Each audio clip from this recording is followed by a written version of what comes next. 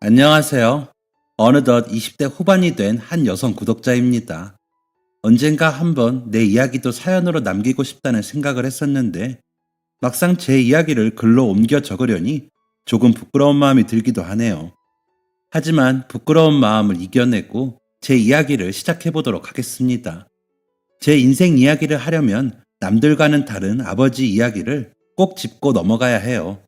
저희 아버지는 누군가의 실수로 인해 시력을 잃으신 후천적 시각장애인이십니다. 비장애인이었던 사람이 갑자기 장애를 가지게 되면 심적인 아픔이 상당하다고 하는데, 다행스럽게도 아버지는 자신의 처지를 비관하거나 불평하지 않으셨어요. 큰 화를 입었음에도 목숨을 부지할 수 있음에 감사하던 분이셨죠. 저는 어린 마음에도 이런 아버지를 대단하다고 생각했던 것 같아요.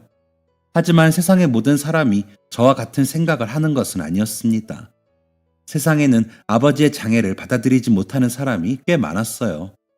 이 비극적인 현실을 더욱 비극적으로 만드는 사실은 저의 어머니도 그런 사람 중 한 명이었다는 것입니다. 제가 기억하는 어머니의 마지막은 수술실을 나온 의사 앞에 주저앉아 눈물을 흘리는 모습입니다. 이후로는 어머니의 얼굴을 본 적도 없어요. 그리고 갑작스럽게 시각장애인이 된 아버지와 그런 남편과 딸을 두고 사라져버린 어머니를 가진 저는 어딜 가나 불쌍한 아이 취급을 당하기 일쑤였습니다. 한 번은 이런 일도 있었네요. 당시 초등학교 2학년이었던 저는 학교를 마치고 집으로 향하고 있었습니다. 그런데 그날은 아파트의 벼룩시장이 열리는 날이었고, 고소한 냄새에 이끌린 저는 벼룩시장 근처를 한참 동안 맴돌고 있었어요. 그렇게 이곳저곳을 기웃거리고 있는데 누군가 저를 부르더군요. 예, 시연아! 고개를 돌려보니 저와 같은 반이었던 친구의 어머니였습니다. 친구의 어머니는 친구의 손을 잡은 채 저를 부르셨고, 친구와 저에게 이런저런 음식들을 사주셨어요. 배를 든든하게 채운 저는 친구 어머니에게 공손하게 인사를 올리고 집으로 돌아서려고 했습니다. 그런데 그때 친구의 어머니가 저를 불러 세우셨어요. 시연아, 우리 예빈이랑 친하게 지내야 한다.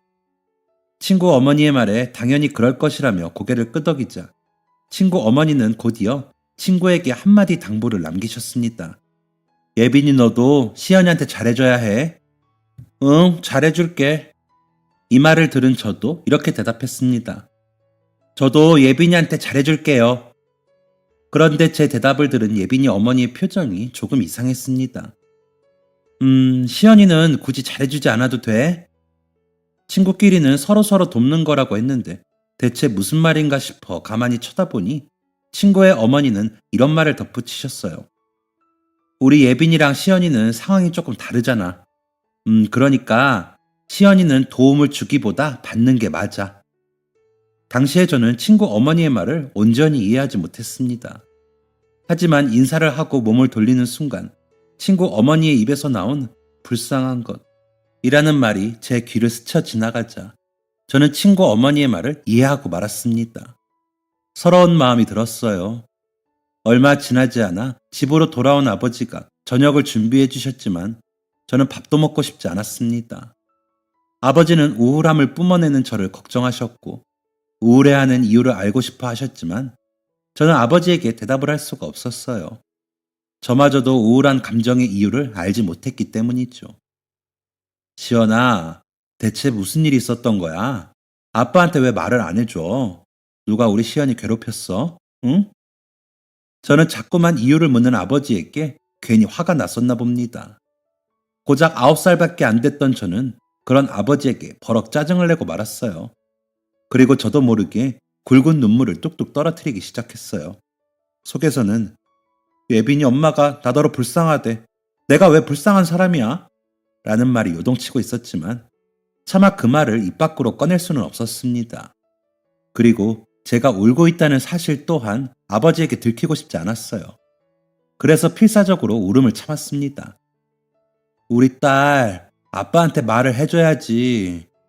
앞이 보이지 않는 아버지는 허공을 더듬으며 저를 찾으셨지만 저는 그런 아버지의 손을 피해 다녔어요. 아버지의 손이 닿으면 울고 있다는 사실을 들킬 것만 같았기 때문이죠. 결국 더 이상 울음을 참을 수 없게 된 저는 도망치듯 방으로 들어가 문을 걸어 잠갔고 이불을 뒤집어 쓴 채 작은 울음을 터뜨렸습니다. 이런 일은 점점 잦아졌어요. 제 얼굴의 미소도 자연스럽게 사라졌죠. 당연히 친구들과도 멀어졌습니다. 학교에서도 늘 혼자였던 저는 집에 와서도 아무 말을 하지 않았어요. 아버지는 이런 저를 매우 걱정하셨고, 제가 어두워질수록 제 일에 더욱 열심을 다하셨습니다. 학부모 모임, 운동회, 학예회, 참관 수업을 단 한 번도 빼먹지 않으셨고, 선생님과도 자주 연락을 하셨죠. 그런데 저는 이런 아버지의 열심이 불편했습니다. 그리고 자꾸만 학교를 찾아오는 아버지에게 화도 났어요. 그 이유는 제가 아버지의 장애를 부끄러워했기 때문이 아니었습니다. 아버지 뒤에서 수근덕거리는 다른 학부모 때문이었죠. 어머니가 집을 나갔다는 사실과 제가 하루가 다르게 어두워진다는 사실 때문에 아버지는 말도 안 되는 오해를 받아야 했어요. 저 집 와이프 애만 두고 집 나간 거 알아? 뭐? 애 엄마가 애만 두고 집을 나가? 그렇대. 남편이 오죽했으면 애 엄마가 애만 두고 집을 나갔겠어. 어머머, 어쩐지 애가 말도 없고 표정이 어둡더라니. 아무리 힘들어도 자식 보고 참는 게 엄만데 사람 좋은 얼굴하고 와이프한테 무슨 짓을 했을지 어떻게 알겠어? 사람들의 망상은 커져만 갔습니다. 제 일에 최선을 다하는 아버지의 행동도 변질되어 해석되기 일쑤였죠. 뭐가 자랑이라고 애 학교에까지 찾아와? 그러니까 말이야. 애 앞세워서 좋은 사람인 척하는 거 우리가 모를 줄 아나? 뒤에서 이런 말이 오고 가는 것을 알고 있던 저는 학교 행사를 아버지에게 알리지 않았습니다. 하지만 그럼에도 불구하고 아버지는 어떻게 알았는지 늘 학교 행사에 참석하셨어요. 그래서 한 번은 화도 내봤습니다. 학교 오지 마. 오지 말라고. 아버지는 대체 왜 그러는지 이유를 물었지만 저는 또다시 대답할 수 없었습니다. 어떻게 동네에 떠도는 헛소문을 아버지에게 전달할 수 있었겠어요? 마땅한 이유도 없이 무작정 학교에 오지 말라는 저의 말에 아버지는 결국 한숨을 푹 쉬며 이렇게 말하셨습니다. 시연아, 너 혹시 아빠가 장애인이라 부끄러워? 저는 너무 놀라 아니라고 대답하려고 했지만 때는 이미 늦었습니다. 그래, 아빠가 너무 내 욕심만 부렸다. 미안하다. 아버지는 12살 난 딸에게 지울 수 없는 상처를 입으셨고 이후로 저와 아버지의 관계에는 큰 공백이 생기게 되었어요. 그 공백은 아주 작은 것이었지만 세월의 흐름과 함께 크기를 점점 키워나갔습니다. 중학교에 입학하고 나니 아버지와의 관계가 이 지경이 된 이유조차 모르겠더라고요. 아버지는 관계 회복을 위해 여러 노력을 하셨지만 저는 그런 노력을 무의식적으로 무시하기 일쑤였어요. 결국 저와 아버지는 말도 섞지 않는 남보다도 못한 사이가 되고 말았습니다. 그렇게 몇 년의 세월이 지나 고등학생이 된 저는 공부에 매진했어요. 공부에 흥미가 있었던 것은 아니었습니다. 친구도 없고 마땅히 가진 취미도 없다 보니 할 수 있는 게 공부밖에 없었던 것이죠. 시간을 죽이기 위해 시작했던 공부는 나름대로 적성과 잘 맞았고 저에게 나름의 성취감도 가져다 주었어요. 공부를 곧잘 한다는 소문이 퍼지자 저는 모범생 무리 안에 섞여 학교 생활에 적응할 수 있었습니다. 그렇게 고등학교 2학년이 되니 저에게도 친구라고 부를 수 있는 존재가 생겼어요. 친구와 함께하는 생활은 무척 즐거웠습니다. 함께 분식도 먹고 시답지 않은 장난도 치고 특히 고민을 나눌 수 있는 존재가 있다는 사실은 마음에 큰 위안이 되었어요. 그때까지 저는 고민을 누군가에게 털어놔 본 적이 없었기 때문이죠. 저는 친구와 이런저런 이야기를 많이 나누고는 했습니다. 당시 저의 가장 큰 고민은 바로 학업이었어요. 고등학교 2학년 1학기 첫 시험을 본 날 친구와 가채점을 하고 있던 제 표정이 영 좋지 않았나 봅니다. 표정이 왜 그래? 성적이 영 별로야? 저는 인상을 찌푸린 채로 대답했습니다. 영어 성적이 별로야. 에? 너 영어 공부 제일 열심히 했잖아. 그런데도 성적이 안 나왔어? 너 진짜 학원 다녀야 한다니까. 그렇게 열심히 했는데도 성적이 안 나오잖아. 도대체 왜 학원은 다니기 싫다는 거야? 친구는 정말 제가 안타까운 마음에 학원을 권한 것이었어요. 하지만 저는 학원을 가라는 친구의 말에 흔쾌히 호응할 수 없었습니다. 시각장애인인 아버지의 벌이로는 두 사람이 먹고 사는 것도 빠듯했기 때문이었죠. 저는 친구와 친하게 지내며 이런저런 이야기를 다 했지만 제 집안 사정이 어떤지까지 이야기하진 않았습니다. 또다시 불쌍한 아이로 낙인 찍히고 싶지 않았기 때문이었어요. 저는 학원에 다니는 게 맞다는 친구의 강한 권유에도 아무 말 없이 책상만 쳐다보았습니다. 친구는 그런 제가 답답하다는 듯이 말했습니다. 내가 다니는 학원 같이 다니면 좋을 텐데. 저는 친구에게 애써 웃으며 대답했어요. 나는 학원은 안 맞는 것 같아. 혼자 공부하는 게 편한 것 같아. 어떻게든 성적 올려볼게. 다음날 저는 학교 영어 선생님을 찾아가 상담을 요청했습니다. 영어 성적이 당최 안 오르는데 어떻게 해야 성적을 올릴 수 있을까요? 에 대한 상담이었죠. 선생님은 여러 가지 공부 방법을 설명해 주셨습니다. 하지만 선생님의 상담도 결국 결론은 학원을 다녀보는 게 어떻겠니? 였어요. 너처럼 열심히 영어 공부하는 애도 드문데 성적이 안 오르는 거면 결국 노하우나 스킬적인 부분이야. 공부만 열심히 하면 성적이 잘 나오게 시험을 내고 싶지만 사교육 받는 애들의 수준을 고려하지 않을 수 없거든. 시험을 너무 단순하게 내면 애들 성적이 다 비슷비슷하게 나오니까. 너는 똑똑한 아이니까 내 말이 무슨 말인지 알지? 마지막 보루였던 선생님에게마저 이 이야기를 듣고 나니 세상이 무너지는 느낌이었습니다. 저는 선생님의 말에 조용히 고개만 끄덕이고 교무실을 나왔어요. 그렇게 선생님과의 이야기는 끝이 난 줄 알았습니다. 그런데 며칠 뒤 영어 수업을 마친 뒤 화장실을 가려는 저를 선생님이 불러 세우셨습니다. 시연아! 선생님은 저를 불러 세운 채 조용한 목소리로 물으셨습니다. 그때 말한 학원을 알아봤니? 선생님이 다른 학생들이나 선생님들한테 물어서 좋은 학원 몇 개 알아봤어. 하교하기 전에 교무실 잠깐 들려. 저는 선생님께 학원에 갈 엄두를 못 내는 상황이다 말도 못하고 조용히 고개를 끄덕였습니다. 그런데 저는 이 일이 어떤 파장을 몰고 올지 차마 몰랐습니다. 제 옆에 있던 친구의 표정이 묘하게 안 좋아진 이유도 알지 못했죠. 저는 그날 하굣길에 선생님을 찾아가지 않았습니다. 그랬더니 선생님은 그 다음 날에 직접 저를 찾아오셨어요. 거절하는 저에게 꾸역꾸역 학원 리스트를 건네주셨죠. 너가 수업 태도도 좋은데 성적이 안 나오는 게 정말 안타까워서 그래. 이거 선생님이 알려줬다는 건 다른 애들한텐 비밀이다. 알겠지? 친구들한테는 뭐 물어본 거 정답 알려주러 온 거라고 해.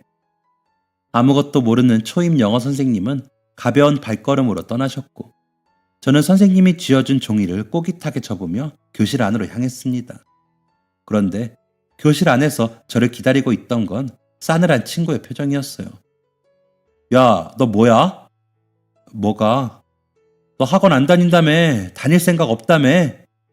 혹시 선생님이 하시는 말씀 들었어? 저번에 화장실 앞에서 학원 어쩌고 하는 거 듣고 뭔가 이상해서 방금 하는 얘기 들었어. 너 학원 안 다닌다는 거 다 개뻥이었던 거야? 아니야. 나 학원 다닐 생각 없어. 이것도 그냥 선생님이 마음대로. 됐어. 너는 다른 애들이랑 다를 줄 알았는데 너도 별다를 거 없는 애였네. 그게 대체 무슨 말이야. 그런 거 아니야 정말. 믿어줘. 그런 거 아니기는 무슨 좋은 학원 정보 안 넘기려고 학원 안 다닌다는 둥. 혼자 공부하는 게 편하다는 둥. 변명해댄 거잖아. 너 정말 음침하다. 음침하다니. 내가 그런 거 아니라고 말하는데도 왜 안 믿어주는 거야? 그럼 말해봐. 왜 지금까지 학원 안 다닌다고 맨날 거절한 건데? 너가 정말 찔리는 게 없으면 말해보라고. 저는 대답할 수 없었습니다. 늘 그래왔듯이 혼자가 될지언정 불쌍한 아이가 되고 싶진 않았거든요. 친구는 우물쭈물하는 저를 보며 코웃음을 쳤습니다. 거봐, 이럴 줄 알았어. 너 학원 안 다니는 것도 뻥이지? 친구는 이후로 저를 완벽하게 무시했습니다. 그 친구 외에는 다른 친구들과 어울리지 않는다는 이유로 저를 못마땅해 했던 아이들도 이때가 기회라는 듯이 저를 따돌리기 시작했어요. 반의 공식적인 은따가 된 것이었죠. 친구들의 은근한 따돌림은 계속되었습니다. 그런데 반 친구들의 따돌림보다 저를 더욱 힘들게 하는 건 가장 절친했던 친구의 외면이었어요. 저는 친구에게 다가가 어떻게든 오해를 풀려고 했지만 저에 대한 신뢰를 잃은 친구는 제 이야기를 들으려고조차 하지 않았습니다. 너랑 할 말 없다고. 꺼져, 이 위선자야. 한때 가장 친했던 친구의 눈에는 경멸이 가득했고 그 눈빛을 오롯이 받은 저는 주변 사람들의 시선도 느끼지 못한 채 엉엉 울며 집으로 향했습니다. 아무도 없는 조용한 집에 도착해도 감정은 추스러들 기미가 보이지 않았습니다. 저는 그렇게 쉼없이 소리내어 울고 있었어요. 그런데 그때 현관문이 열리는 소리가 들렸습니다. 아버지가 돌아온 것이었죠. 저는 또다시 입술을 꽉 다문 채 울음소리를 내지 않으려 노력했습니다. 하지만 눈이 보이지 않는 만큼 귀가 예민했던 아버지는 저의 미세한 흐느낌도 알아차리셨습니다. 아버지는 이불을 껴안고 이불을 깨물으며 울던 저의 방문을 두드리셨어요. 시연아, 아빠랑 얘기 좀 하자. 참 오랜만에 듣는 아버지의 목소리였습니다. 하지만 그 목소리가 반갑지는 않았습니다. 오히려 그 목소리에 화가 났죠. 믿었던 친구에게서 버림받았다는 사실은 18살의 저를 무너뜨리기 충분했고 억울함이 해소되지 않는 현재 상황은 분노를 불러일으켰습니다. 그리고 그 분노는 아무 잘못 없는 아버지에게로 돌아갔어요. 저는 계속해서 대화를 하자는 아버지의 부름에 악을 쓰며 소리쳤습니다. 가! 내가 아빠랑 왜 대화를 해야 돼? 나가라고! 아버지는 멈추지 않고 계속해서 저를 불러내셨습니다. 결국 감정이 극에 달한 저는 문을 벌컥 열고 밖으로 나섰어요. 문 앞에 서 있는 아버지의 표정에는 걱정스러움이 한껏 묻어나 있었습니다. 그런데 저는 그 얼굴에 또다시 화가 났어요. 내가 왜 이런 일을 당해야 돼? 내가 뭘 잘못했다고? 학원 같은 거 가고 싶지도 않았어. 학원 다니는 애들 부러워한 적도 없어. 그냥 이렇게 적당히 할 수 있는 선에서 하려고 노력했단 말이야. 그런데 왜 다들 나를 못 잡아먹어서 안달이야? 왜 나만 가지고 난린데? 아빠는 왜 와서 문을 두드려? 내가 이 취급을 받는 게 누구 때문인데? 사실 어떻게 말을 했는지 기억이 나지 않습니다. 아마 정리되지 않은 말을 악에 받쳐 쏟아냈겠죠. 그런 와중에 한 가지 확실한 사실은 이렇게 분노를 쏟아내던 제 머릿속에는 이래서는 안 되는데, 이게 아빠 탓은 아닌데 라는 생각이 분명 존재했다는 것입니다. 아버지는 저의 이야기를 잠자코 전부 들어주셨습니다. 드문드문 나오는 이야기를 통해 저에게 어떤 일이 있었는지 아마 예측하셨겠죠. 제가 모든 감정을 쏟아내고 거친 숨을 몰아쉬고 있을 때 아버지는 처음으로 입을 여셨습니다. 아빠가 미안하다. 몇 년 만에 첫 대화는 이렇게 싱겁게 끝이 났고 아버지는 곧장 몸을 돌려 다시 집 밖으로 나가셨습니다. 그 뒤로 며칠간은 아버지의 얼굴을 보기가 어려웠어요. 잘못한 것도 없는 아버지에게 화풀이했다는 죄책감에 저는 잠도 제대로 이루지 못했습니다. 그렇게 한 일주일 정도가 흘렀을까요? 자정이 넘은 시간에도 아버지는 집에 들어오지 않으셨습니다. 아무리 늦으셔도 자정이 지나기 전에는 집에 들어오시던 분이셨기 때문에 저는 점점 마음이 초조해져 갔어요. 앞도 제대로 안 보이시는 분이 이 밤에 대체 어디서 헤매고 계시는 건지 걱정이 됐죠. 결국 저는 두꺼운 재킷을 걸쳐 입고 밖으로 나갔습니다. 집에서 2블록 정도 떨어진 곳으로 기억합니다. 저는 그곳에서 거칠게 화를 내는 20대의 청년과 청년의 맞은편에서 허리를 90도로 숙인 한 중년 남성도 보게 되었어요. 아들뻘로 보이는 20대 청년에게 몸을 굽신거리며 사과하는 한 중년 남성은 바로 저희 아버지였습니다. 20대 청년은 아버지에게 손가락질을 하며 욕지거리를 내뱉고 있었어요. 재수가 없으려니 남자 새끼가 온 것도 짜증나 죽겠는데 장님이 마사지를 한다는 게 웬 말이야? 청년의 폐악질이 얼마나 심했는지 그의 친구로 보이는 사람들마저 청년을 말리고 있었어요. 야, 그만해라. 이제 12시도 넘었고 벌써 너 2시간째야. 야, 내가 지금 화를 안 내게 생겼어? 내가 그 가게에 쓴 돈이 얼만데 이딴 자식을 보내? 혈기왕성한 청년들 앞에서 아버지는 계속해서 사과를 하고 계셨습니다. 죄송합니다. 죄송해요. 제가 다음부터는 이런 실수 없도록 사장님께 잘 전달드리겠습니다. 청년은 분이 안 풀리는 듯 씩씩거리며 소리쳤어요. 니네 사장한테 확실히 전해? 한 번만 이딴 실수하면 가게 문 닫게 해버린다고? 저는 18살의 어린 소녀였지만 청년과 아버지의 대화만을 듣고 이 상황이 어떤 상황인지를 알아차렸습니다. 시각장애인인 아버지가 마사지를 하러 방문했다는 사실에 분노하며 인격 모독을 서슴지 않는 청년의 태도는 분명 잘못된 것이었어요. 저는 곧장 그에게로 달려가 소리쳤습니다. 아저씨! 청년과 아버지는 동시에 고개를 돌렸습니다. 넌 뭐야? 시연이니? 저는 청년과 아버지 사이를 가로막은 채 소리쳤습니다. 지금 당장 사과하세요. 저의 등장에 청년은 흥미로운 미소를 띠며 말했습니다. 넌 뭐냐? 아, 혹시 이 자식 사장이 대신 보낸 거야? 청년의 지저분한 말투에 온몸에 소름이 돋는 듯 했어요. 하지만 저는 곧장 그 말에 반박하려고 했습니다. 하지만 청년의 말에 가장 먼저 반응한 건 제가 아니라 아버지였습니다. 아버지는 저를 잡아당겨 자신의 뒤에 세우고는 지팡이를 더듬어 청년의 발을 차단했습니다. 그러고는 지팡이를 치켜들고 소리치셨어요. 이후 아버지가 뭐라고 하셨는지는 잘 기억이 나지 않습니다. 저를 안전하게 지키며 화를 내던 아버지의 모습은 생전 처음 보는 모습이었어요. 저는 그날 처음으로 아버지가 화내는 모습을 보았습니다. 이 애가 얼마나 귀한 앤데 그런 취급을 해! 시종일관 저자세로 나오던 아버지가 돌변해서 화를 내자 청년도 당황했는지 주춤거리는 모습을 보였고 청년의 친구들은 이젠 도저히 안 되겠다는 듯이 청년을 끌고 사라졌습니다. 청년은 이거 놔봐! 라며 끝까지 소리쳤지만 얼마 지나지 않아 사라졌죠. 이후 아버지와 저는 어색한 공기를 이끌고 집으로 돌아왔습니다. 아버지는 미지근한 물을 저에게 가져다 주시며 말씀을 시작하셨어요. 많이 놀랬지. 아빠가 화내는 모습을 자식이 보면 안 좋다던데 너한테 그런 모습을 보여줘서 미안하다.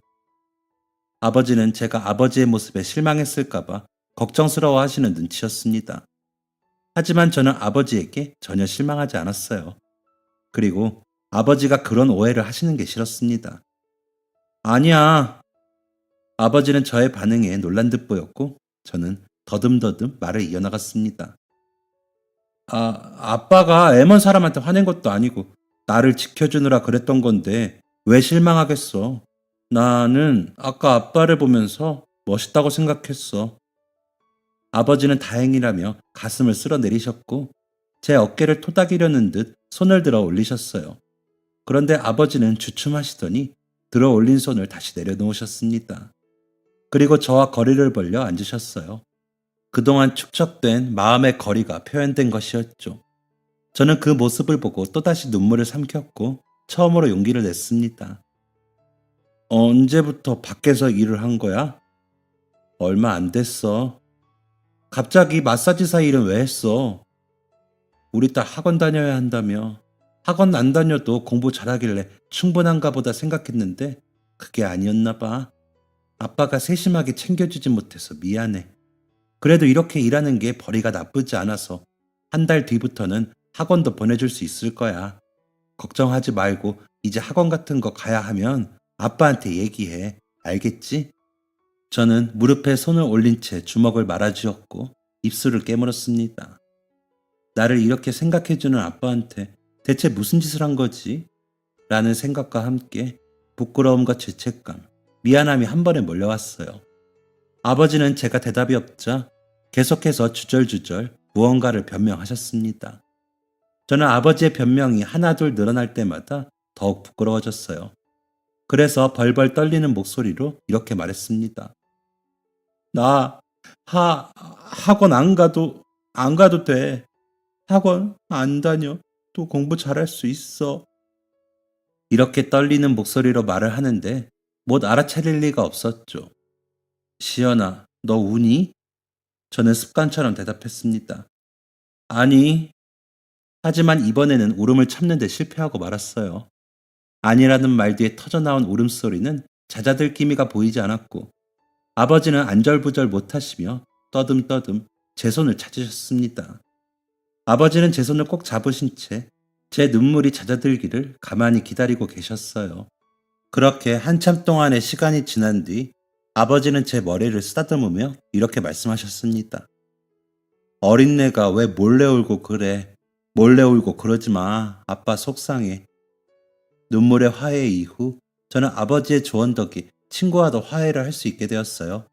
제가 먼저 아버지에게 용기를 낸 것처럼 친구에게도 먼저 용기를 내본 것이었죠. 모든 것이 정상 궤도로 돌아온 뒤 저와 아버지는 그동안 못다 한 이야기를 하며 급속도로 가까워졌습니다.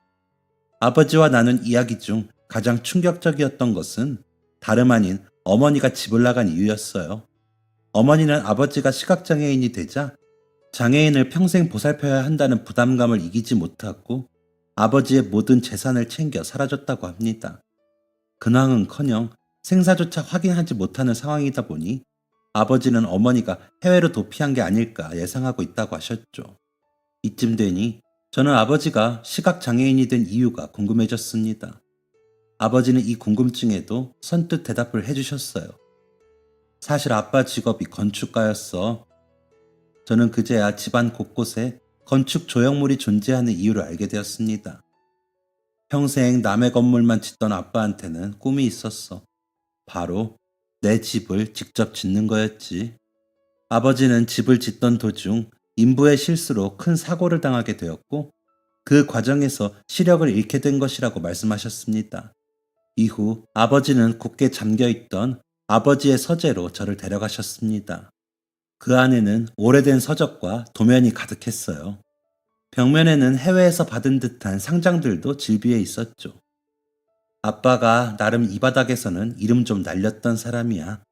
눈이 안 보여서 더 이상 이 일은 못하게 됐지만 오랫동안 꿈꿔온 일이 좌절되고 평생 모아둔 재산마저 잃은 아버지가 그동안의 세월을 어떻게 홀로 견뎠을지 저는 가늠이 되지 않았어요. 왜 이 이야기를 이제야 해? 아버지는 쓴 웃음을 지으며 이렇게 말씀하셨습니다. 평생 꿈꿨던 일을 직업으로 삼게 됐고 그 직업으로 인정받은 지 얼마 되지 않은 상황에서 눈을 잃었어. 평생 나만 바라봐 줄 것 같은 아내마저도 내 전 재산을 들고 사라졌지. 아버지는 먼지가 뽀얀 책장을 손으로 더듬으며 이야기를 이어가셨어요. 그때의 기억을 회상하면 삶을 포기하고 싶은 마음이 치밀어 올랐어. 그런데 내가 어떻게 그럴 수가 있었겠어? 너를 지켜야 하는데. 숨기려고 했던 건 아니었단다. 그저 생각하고 싶지 않았던 거야. 꿈을 포기해야 한다는 사실을 인정해야 하는 시간이 필요했던 거지. 저는 그 다음날 곧장 아버지의 서재를 청소했습니다. 그리고 그곳을 저만의 아지트로 만들었어요. 그곳에서 공부를 하다가 집중도가 조금 떨어지면 아버지의 옛 스케치를 꺼내보았죠. 시간이 조금 남는다 싶으면 아버지가 읽었던 책과 책 속에 적힌 메모까지 탐독했어요. 처음엔 아버지의 인생을 좀 더 이해해보고자 시작한 것이었지만 저는 어느새 건축과 디자인에 관심을 갖게 되었습니다. 결국 저는 건축 디자인과에 입학하게 되었어요. 아버지처럼 건축가가 된 것은 아니었지만 실내 건축 디자이너가 좀 더 적성에 맞았던 저는 이 분야에서 금방 인정을 받았습니다. 당연히 우수한 성적으로 대학을 졸업했고 대학 졸업과 동시에 해외 유명 회사에서 인턴십까지 거치게 되었죠. 아주 좋은 기회들이 연속으로 찾아왔습니다.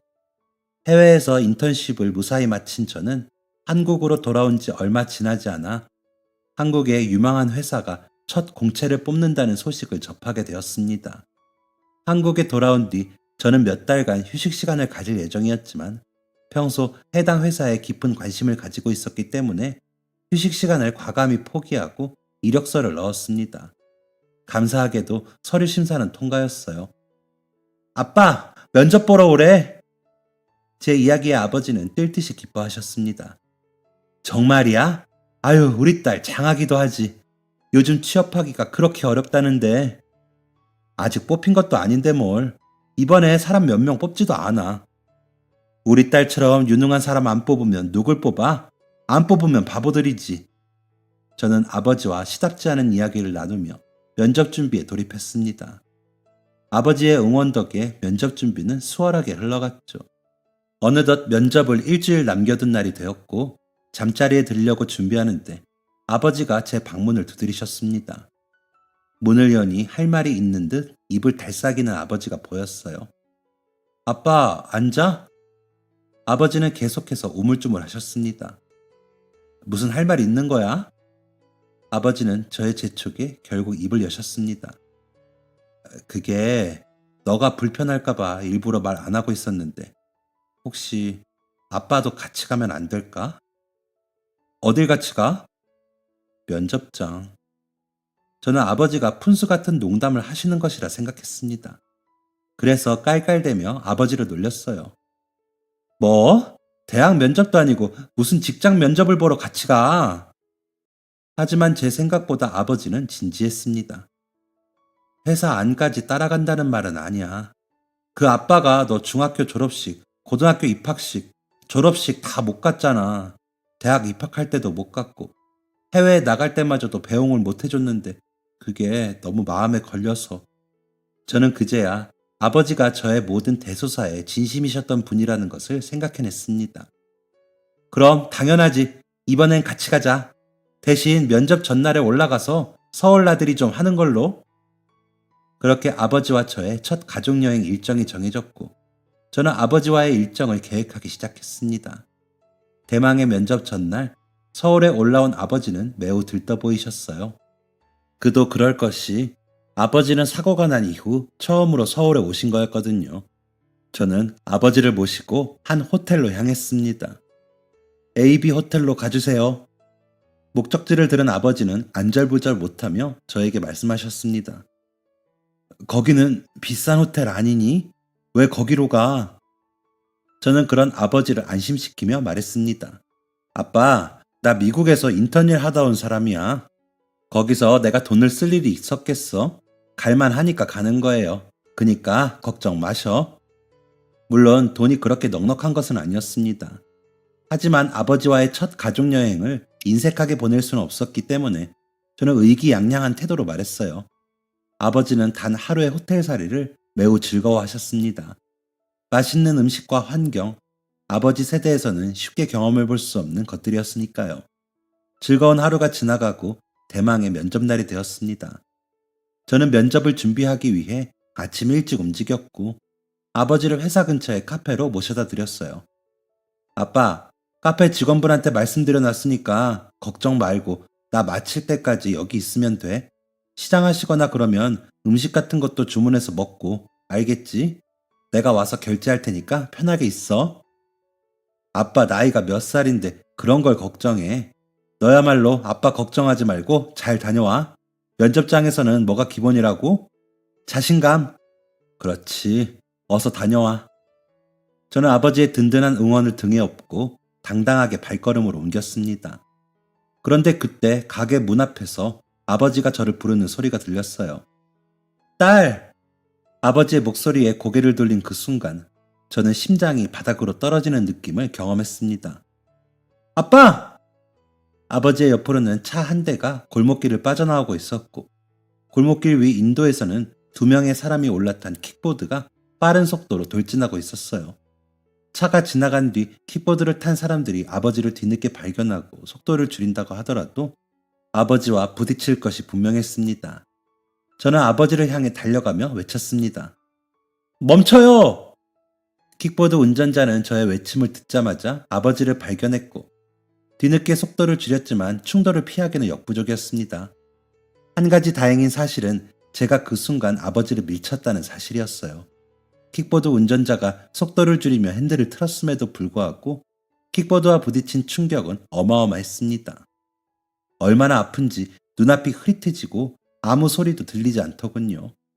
상황이 어떻게 된 것인지 알지 못하는 아버지는 주변 사람들에게 간절히 소리쳤습니다. 저희 딸이 어디 있나요?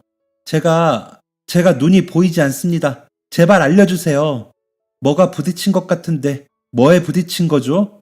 차에 부딪힌 건가요? 제 딸은 어디에 있나요? 괜찮나요? 저는 아버지에게 괜찮다라고 소리를 내고 싶었지만 도저히 소리를 낼 수가 없었습니다. 아버지는 절규하듯이 주변 사람들에게 소리쳤지만 그 누구도 대답해주지 않았어요. 결국 상황은 카페 직원들이 나오고 나서야 정리되었습니다. 저는 카페 직원들이 아버지에게 다가가 상황을 설명하는 모습을 본 직후 의식을 잃었죠. 눈을 뜨니 병원이었습니다. 다행히도 쓰러져 있는 시간이 길지 않았더군요.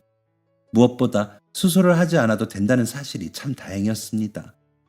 의사는 달려오는 킥보드랑 부딪혔는데 이 정도 수준이면 하늘이 도왔다고 봐도 무방하다며 제가 얼마나 위험한 상황이었는지를 계속해서 강조했고 그 곁에 있던 아버지는 하염없이 눈물을 흘리며 자책하고 계셨어요. 수술은 안 해도 되지만 지금 당장 무리하게 움직이면 수술이 필요하게 될 수도 있다. 함부로 움직이는 건 금물이다. 그리고 가벼운 뇌진탕 증세가 있기 때문에 며칠은 병원에서 상태를 지켜본 후 퇴원해라. 라는 의사의 처방이 끝난 이후에도 아버지는 내가 괜히 너를 따라간다고 욕심을 부려서 아니 내가 그때 너를 다시 부르러 나가지만 않았어도 이런 일은 없었을 텐데 라며 속상한 마음을 비치셨습니다. 저는 그런 아버지를 위로하며 수술 안 해도 된다는 게 얼마나 다행이야. 이참에 병원에서 푹 쉬지 뭐 라고 말했고 아버지는 그런 제 반응에 더욱 마음이 아프신 듯 했어요. 아빠 때문에 그렇게 원하던 회사 면접을 못 보게 됐잖니. 괜찮아. 면접이야 또 보면 되는 거고 이번엔 인연이 아닌가 보지 뭐. 저는 곧장 회사에 전화를 해서 상황을 설명했습니다. 면접 담당자는 저의 상황을 매우 안타까워했지만 면접일 조정은 불가능하다는 답변을 남겼습니다. 이 정도는 예상했던 바라 저는 별 생각 없이 통화를 마쳤고 진통제를 맞은 뒤 깜빡 잠에 들었습니다.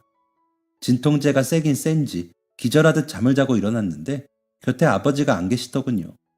아무리 기다려도 아버지가 오시지 않길래 간호사님에게 물어보니 아버지가 1시간 반 전에 병원을 나섰다는 말을 남기셨습니다.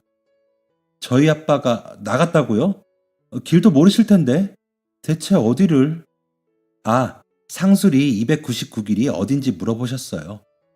네? 제가 이렇게 놀란 이유는 상술이 299길이 제가 면접을 보려고 했던 회사의 주소였기 때문입니다. 매우 당황한 저는 제대로 움직여지지 않는 손을 들어 아버지에게 전화를 하려고 했습니다. 눈도 보이지 않고 길도 어떻게 찾는지도 모르는 분이 대체 어떻게 그곳을 가려고 하는지 걱정되는 마음에 머리가 띵할 정도였죠. 그런데 아버지에게 전화를 걸려는 순간 아버지에게 전화가 걸려왔습니다.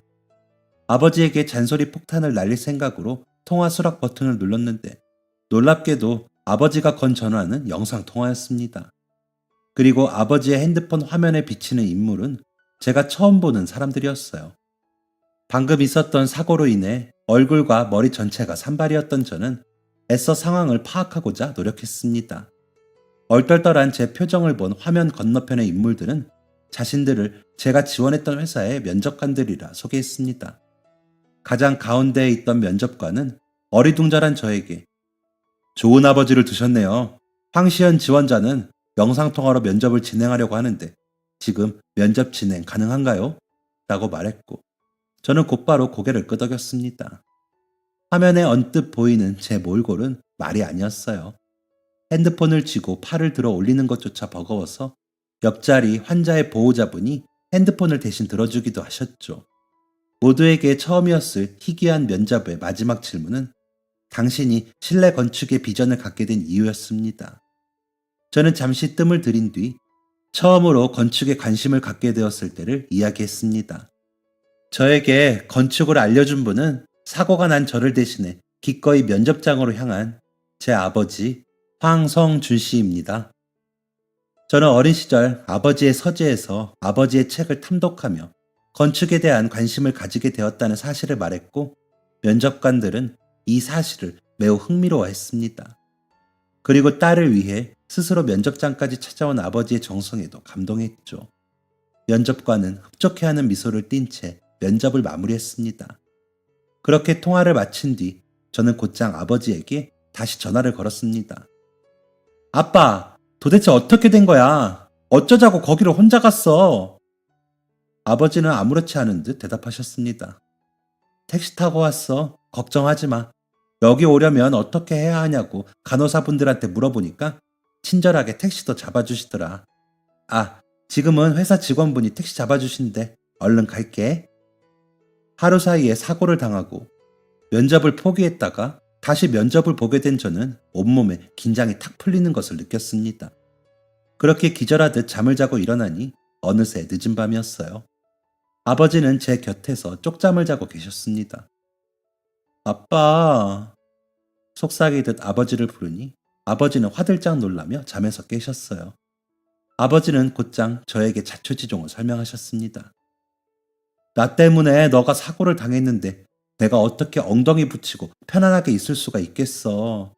그래서 뭐라도 해보자 하고 무작정 회사로 향했다. 아버지가 회사에 도착했을 때는 이미 면접이 끝난 후였다고 합니다. 아버지는 간절히 안내 직원에게 사정을 이야기했다고 해요. 안내 직원은 곤란해하며 아버지를 돌려보내려고 했다고 합니다. 그 사람도 그럴 수밖에 없지. 면접 다 끝났는데 면접자 본인도 아니고 면접자 아버지가 와서 면접을 보게 해달라고 하니까. 뭐야, 아빠가 대신 면접을 볼 생각이었어? 그때는 그럴 생각이었지. 그런데 그 상황을 지켜보던 사람이 있었나 봐. 안내 직원이 누구랑 이야기를 하는 것 같더라고. 자기들끼리 뭐라 이야기하더니 안내 직원은 보고는 해보겠다고 사라졌고 어떤 남자가 와서 영상통화로 면접을 진행해보는 건 어떻겠냐고 물어봤어. 어쩐지 아빠가 어떻게 영상통화 기능을 썼나 했네. 좋은 사람들이더라. 이런 말도 안 되는 상황에서도 면접을 봐주고 방법도 제시해주고 나는 우리 딸이 꼭 그 회사를 들어갔으면 좋겠어. 그건 나도 그래 아빠. 이 고생을 했는데도 안 붙으면 아주 억울할 것 같아. 면접 결과는 길지 않았던 병원 입원 기간 중에 발표되었습니다. 아빠, 결과 나왔어. 결과는 합격이었어요.